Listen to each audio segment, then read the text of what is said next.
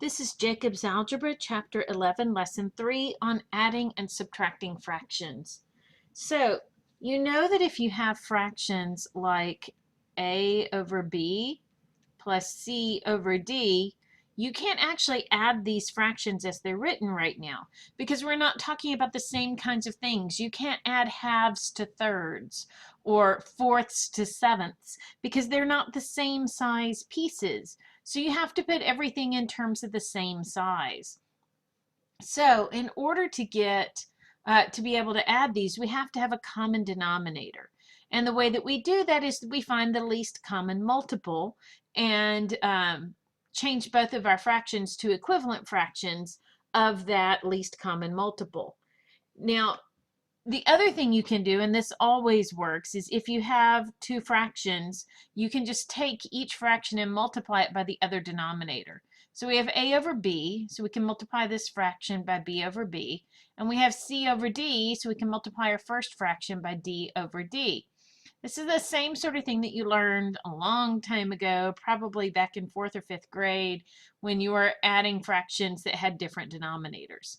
So when we multiply this out, we get d times a, that's AD, and we get b times c, that's BC, and then we have a common denominator of BD. And so that's how you multiply, that's how you add fractions that have different denominators. You have to get them to a common denominator first. If you think about this, you've done this with fractions like 1/2 plus 2/3. What's our least common multiple for 2 and for 3? Well, that's going to be 6. And so to get our fraction of a half to a 6, we have to multiply the bottom by 3 because 2 times 3 is 6, which means we have to multiply the top by 3. To get this 3 over here to a 6, we have to multiply it by 2, which means we need to multiply the top by 2. 3 times 1 is 3. 2 times 2 is 4. And then for our denominator, we have 3 times 2, which is 6. So this gives us 7/6. So this is how we got a common denominator and we're able to add our fractions. Well, the same thing works also when we have variables in our fractions. So let's work some example problems. Okay, so let's look at number 4. We're going to start off by skipping down to part E. And we have 8x over 5 plus 2x over 5. Now, if you look at the instructions, it says find the following sums and differences, simplifying your answers as much as possible. What I want you to notice is that on the first problem, this number 4 is just like number 7 that's assigned for homework. On this problem, everything has a common denominator already. So most of the work is already done for you. You have a common denominator, which means you can go ahead and write this as a single fraction.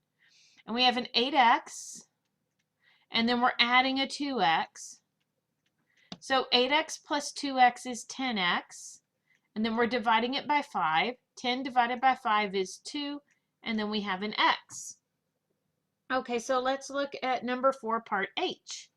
Part H is 5 plus x over 4 minus x over 4.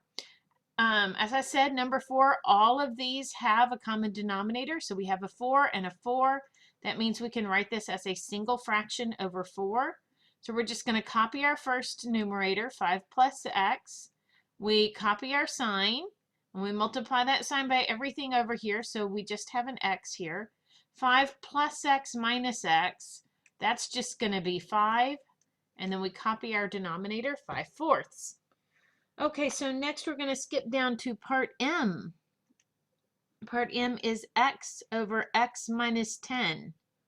And we're going to add that to 10 over x minus 10. Notice again, common denominator already, which means we can go ahead and write this as a single fraction. We write down our first numerator, we copy our sign, and then we write down our second numerator. We have x plus 10 over x minus 10. There's actually nothing else we can do with that, so that's as far as we can go with this one. Now let's hop down to part P.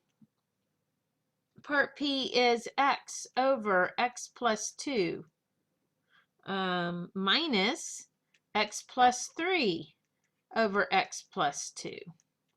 Okay, again, we already have a common denominator of x plus 2. We're going to copy our first numerator, which is x, and then we have the negative sign. And what we're subtracting is all of this. We are not just subtracting the x, we're subtracting x plus 3. So we should put that in parentheses because all of that is being subtracted. That's the part where people fall on these. You've got to multiply that sign by everything over here. So we're going to multiply this out. We have x, and then we have negative times x is negative x. Negative times 3 is negative 3. And it's all over x plus 2. X minus x is 0, and then we have negative 3. So our answer to part P is negative 3 over x plus 2. We're going to do just 2 more parts from number 4. Let's look at number 4, part Q. Part Q is x squared plus 1 over x squared. And then we're going to subtract 1 over x squared. Again, we already have a common denominator, so we can write this as a single fraction. We take our first numerator, which is x squared plus 1, minus, and then we just have a 1 here, so we can just copy that 1. X squared plus 1 minus 1 is just x squared. We copy our denominator. X squared divided by x squared is just 1. Now let's look at part R. Part R is x squared over x minus 1, and we're going to subtract x over x minus 1. Again, you should notice we already have a common denominator of x minus 1. We're going to copy our first numerator, which is x squared, and then we minus, and then we copy our second numerator. Because we only have the one term, we can just write it. We don't have to put it in parentheses. So looking at this, we can see that we do have a common factor in our numerator. We have an x squared and an x. Both of these have an x in them. So we can write this as x times x minus 1 over x minus 1. Aha, now you can see this x minus 1 is in the numerator and the denominator. So we can divide the top and the bottom by x minus 1. And our answer for part R is just an x. So that was number 4, which is just like number 7 that I assigned as homework. So now let's take a look. No. Sorry, wrong button. Now let's take a look at number 5. Okay, number 5 says find the following sums and differences, simplifying your answers as much as possible. Okay, number 5, which is just like number 8 that I assigned as homework, you do not have a common denominator. You have to find the common denominator. It does not have to be the least common multiple. Any common denominator will work. So, you know, if there's a lower multiple and you chose a higher multiple, that's fine, so long as you simplify your answer at the end. So number 5, part D, we have x over 7 minus x over 11. Well, there are no common factors between 7 and 11. So what we're going to have to do is multiply this first fraction by 11 over 11 and multiply this second fraction by 7 over 7. So what we're going to get is a fraction with a common denominator of 77 because 11 times 7 is 77. And then our first numerator, we have 11 times x, so we will write 11x. And then over here we have 7x, and it's negative, minus 7x. 11x minus 7x is 4x, and we are dividing it by 77. So that's number 5, part D. And now let's look at part F.